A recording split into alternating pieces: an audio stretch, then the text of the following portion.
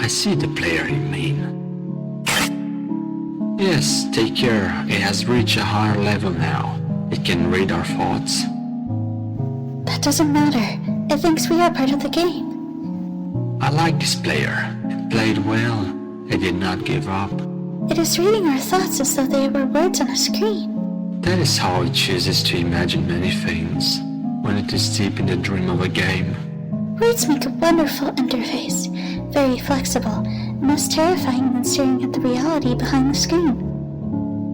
They used to hear voices before players could read, back in the days when those who did not play called the players witches and warlocks, and the players dreamed they flew through the air on sticks powered by demons. What did this player dream? This player dreamed of sunlight and trees, of fire and water. He dreamed it created. He dreamed it destroyed. He dreamed it hunted and was hunted. He dreamed of shelter. The original interface, a million years old and it still works. But what true structure did this player create in the reality behind the screen?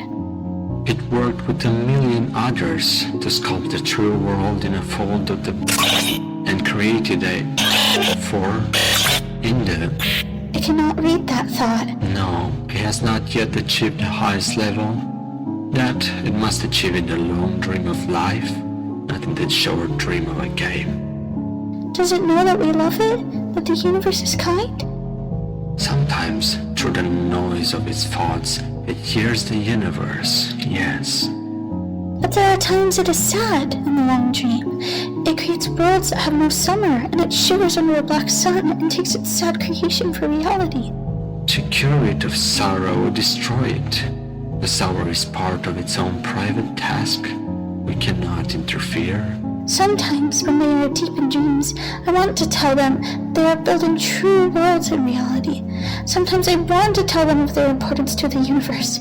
Sometimes, when they have not made a true connection in a while, I want to help them speak the word they fear.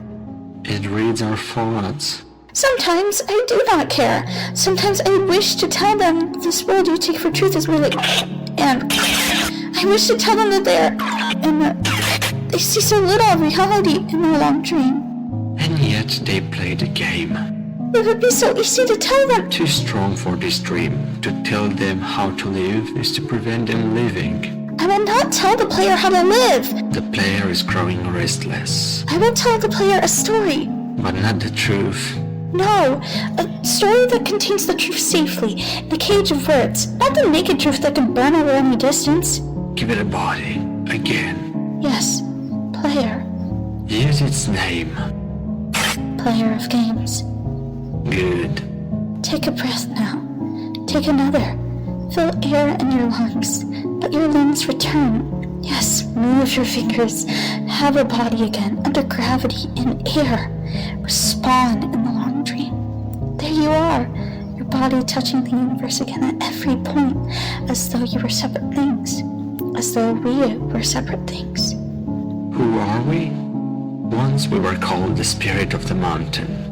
Father Sun, Mother Moon, ancestral spirits, animal spirits, jinn, ghosts, the great man, then gods, demons, angels, poltergeists, aliens, extraterrestrials, atoms, quarks. The words change, we do not change. We are the universe. We are everything you think isn't you. You are looking at us now through your skin and your eyes. And why does the universe touch your skin and throw light on you? To see you, player. To know you. And to be known, I shall tell you a story. Once upon a time, there was a player. The player was you. Sometimes it thought itself human on the thin crust of a spinning globe of molten rock. The ball of molten rock circled a ball of blazing gas that was 330,000 more times more massive than it. They were so far apart that light took 8 minutes to cross the gap. This light was information from a star, and it could burn your skin from 150 million kilometers away. Sometimes the player dreamed it was a miner on the surface of a world that was flat and infinite. The sun was a square of white. The days were short, there was much to do, and death was a temporary inconvenience. Sometimes the player dreamed he was lost in a story. Sometimes the player dreamed it was other things, in other places.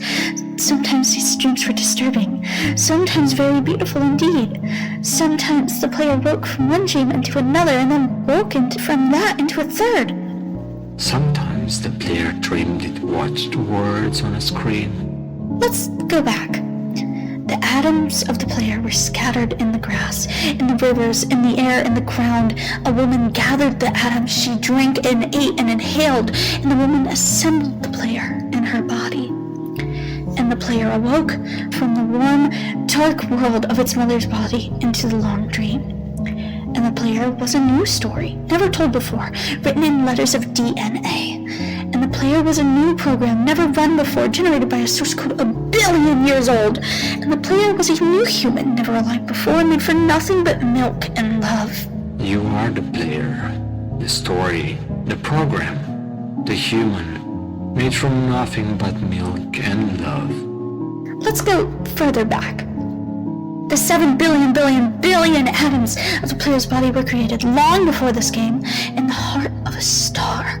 So the player, too, is information from a star, and the player moves through a story, which is a forest of information planted by a man called Julian, on a flat, infinite world created by a man called Marcus, that exists inside of a small, private world created by the player, who inhabits a universe created by... Shush! Sometimes the player created a small, private world that was soft and warm and simple, sometimes hard and cold and complicated. Sometimes it built a model of the universe in its head, flecks of energy, moving through vast empty spaces. Sometimes it called those flecks electrons and protons. Sometimes it called them planets and stars. Sometimes it believed it was in a universe that was made of energy, that was made of offs and ons, zeros and ones, lines of code. Sometimes it believed it was playing a game. Sometimes it believed it was reading words on the screen. You are the player, reading words. Shush!